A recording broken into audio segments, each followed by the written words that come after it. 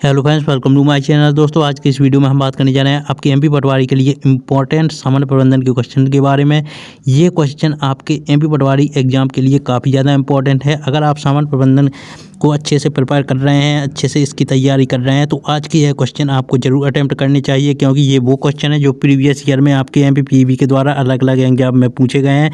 इसके अलावा कुछ क्वेश्चन जो मोस्ट एक्सपेक्टेड हैं, जिनकी पटवारी एग्जाम में आने की ज़्यादा से ज़्यादा संभावना है, उनको भी हमने आज की इस क्वेश्चन सीरीज में इस वीडियो में ऐड किया हुआ है। तो दोस्तों, अगर आप सामान्य प्रबंधन की तैयारी कर रहे हैं, अच्छे से सामान्य प्रबंधन की तैयारी कर रहे हैं, तो आज की यह सीरीज जरूर लगाइए। आज के इस वीडियो से 1 से 2 क्वेश्चन आपके एग्जाम में पूछे जाने की ज़्यादा से ज़्यादा संभावना है। तो चलिए दोस्तों, आज का यह वीडियो स्टार्ट करते हैं।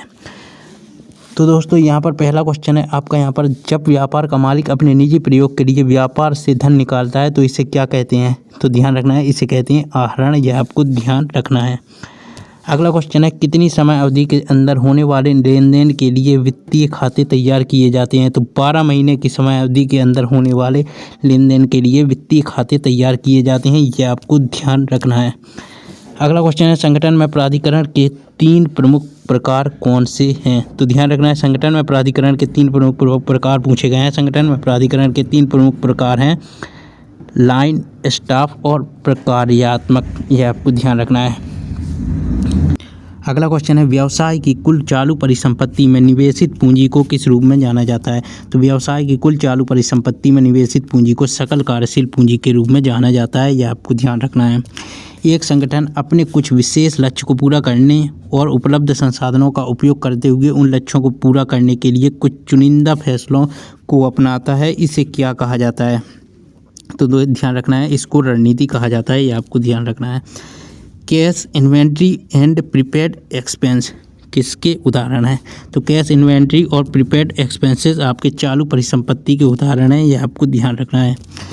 अगला क्वेश्चन है, फर्स्ट लाइन प्रबंधक कौन है? तो फर्स्ट लाइन प्रबंधक वे प्रबंधक हैं जो गैर प्रबंधकीय कर्मचारियों के दैनिक पर्यवेक्षण के लिए जिम्मेदार हैं। यह आपको ध्यान रखना है।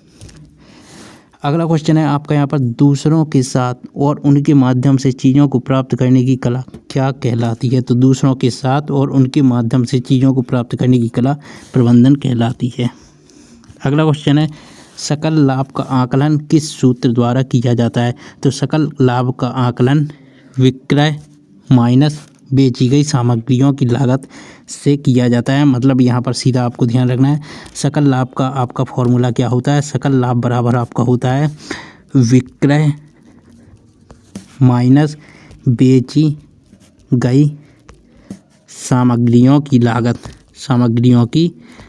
यह आपको ध्यान रखना है। यह आपका क्या होता है? सकल लाभ का आपका ये क्या होता है? आपका सूत्र होता है। तो विक्रय माइनस बेची गई सामग्रियों की लागत आपके किसके बराबर होती है? यह होती है सकल लाभ के बराबर। किराया लेखा किस प्रकार का लेखा है? तो किराया लेखा आपका एक आय व्यय क्या है? आपका लेखा है। यह आपको ध्यान रखना है। किस सूत्र द्वारा ARR यानी अकाउंटिंग रेट फॉर रिटर्न की गणना की जाती है? तो ध्यान रखना है, ARR का आपको अगर फॉर्मूला अगर पूछे तो आपको ध्यान रखना है, ARR का फॉर्मूला आपका होता है प्रतिफल दर में परिवर्तनशीलता किस रूप में जानी जाती है? तो प्रतिफल दर में परिवर्तनशीलता आपकी जोखिम के रूप में जानी जाती है। यह आपको ध्यान रखना है। प्रबंधन लेखांकन है भविष्य के लिए लेखांकन। यह आपको ध्यान रखना है। प्रबंधन भविष्य के लिए लेखांकन है।